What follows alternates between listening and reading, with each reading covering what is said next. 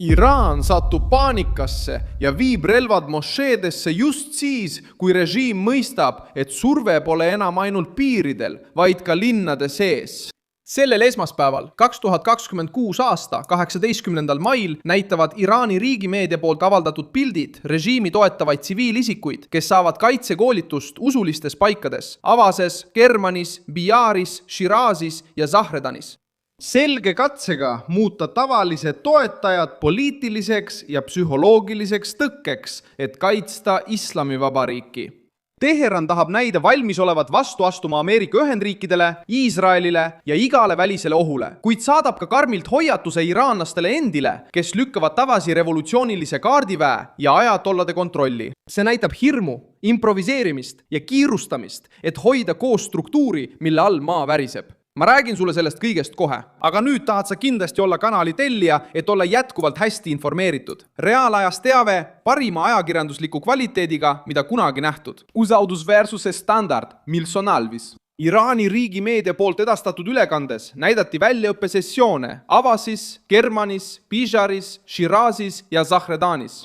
Majanduslehe Economic Times avaldatud andmetel tutvustati osalejatele kergerelvi ja valmisolekuharjutusi mošeedes. Režiimi enda julgeolekusüsteemiga seotud struktuuride toetusel. Iraani valitsus kasutab usulist ruumi sõjalise mobilisatsiooni vitriinina, pannes usu, propaganda ja hirmu ühte keskkonda. Režiim püüab seda sammu õigustada kui riigikaitset, kuid poliitiline tõlgendus on selge.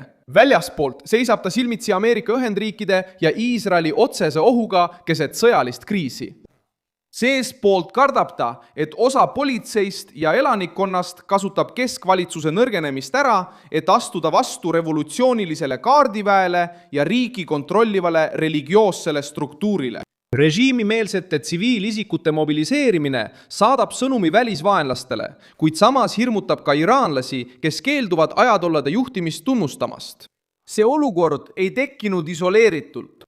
Päev varem, 16. mail, teatas Iran International, et Iraani riigi televisiooni saatejuhid ilmusid stuudiosse vintpüssidega.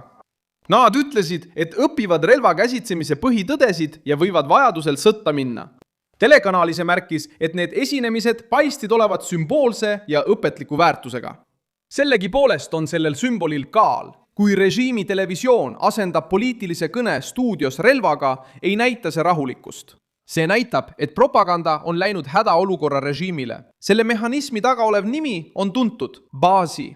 See vabatahtlik miilits tegutseb islami revolutsioonilise kaardiväe abiharuna, allub ülemjuhi juhitud süsteemile ning on pikka aega seotud mošeede, linnaosade ja sotsiaalse kontrolli võrgustikega. CNN Brasil on kirjeldanud Basid kui jõudu, mida kasutatakse teokraatia toetamiseks, islami moraali kehtestamiseks ja teisiti mõtlejate mahasurumiseks.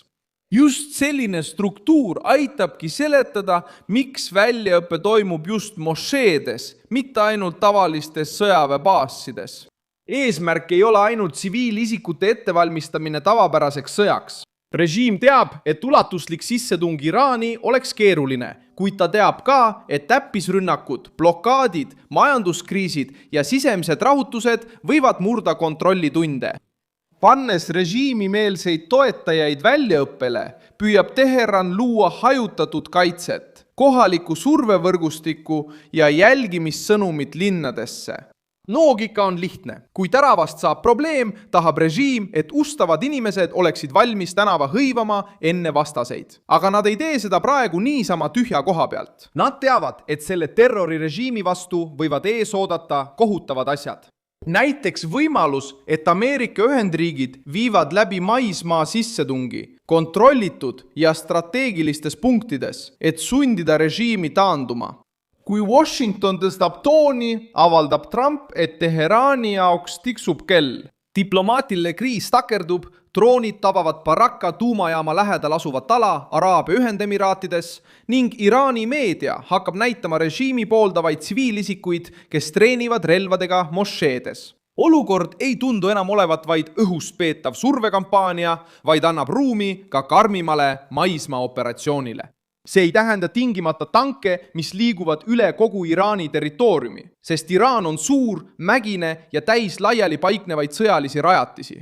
Aga see võib tähendada piiratud, kirurgilist ja strateegilist sisenemist saartele, rannikualadele, revolutsioonikaardiväe baasidesse või punktidesse, mida kasutatakse droonide ja rakettide jaoks. Seal läheb režiim endast välja. Teheran teab, et kui Ameerika Ühendriigid otsustavad paigutada eriüksused, merejalaväelased või toetusväed kindlatesse punktidesse, siis revolutsioonikaardivägi ei pea silmitsi seisma ainult kaupommirahega. Nad peavad silmitsi seisma füüsilise kohalolekuga tundlikes piirkondades. Seetõttu on relvastatud tsiviilisikute pilt mošeedes nii kaalukas. Režiim püüab näidata vastupanuvõimet, kuid laseb samal ajal välja paista sisemise kokkuvarisemise ja välise pealetungi hirmu. Samal ajal, kui Donald Trump avaldab avalikult survet ja piirkondlikud liitlased süüdistavad Iraani või tema käsilasi eskalatsiooni suurendamises, püüab Islamivabariik luua režiimimeelset inimbarjääri, et kaitsta ajatollade süsteemi. Ameerika surve muudab selle liikumise veelgi tundlikumaks.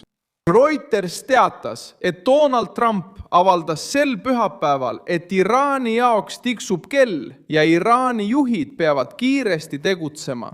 See avaldus suurendab sisemise mobilisatsiooni kaalu, sest näitab, et Washington käsitleb kriisi kui tagasiloendust, mitte lihtsalt diplomaatilist vaidlust. Tugev valitsus ei pea muutma mošeed valmisoleku lavaks.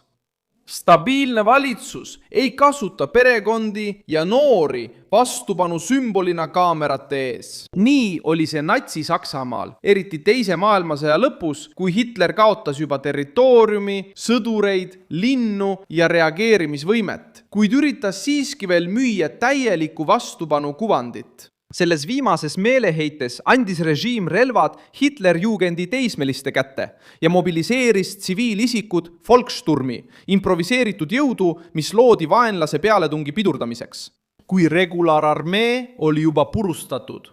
Nüüd püüab Iraan edastada sarnast sõnumit, näidates režiimimeelseid tsiviilisikuid, kes treenivad relvadega mošeedes. See ei ole puhas jõudemonstratsioon, vaid pigem märk pingest. Teheran tahab näidata, et on valmis, et seista vastu Ameerika Ühendriikidele, Iisraelile ja võimalikule sisemisele ülestõusule. Aga just see stseen reedab režiimi hirmu. Kui diktatuur peab tooma relvad kasarmust välja ja andma need tavaliste toetajate kätte, tunnistab ta, et sõda pole enam ainult sõjaline küsimus, vaid on muutunud poliitiliseks ellujäämisvõitluseks.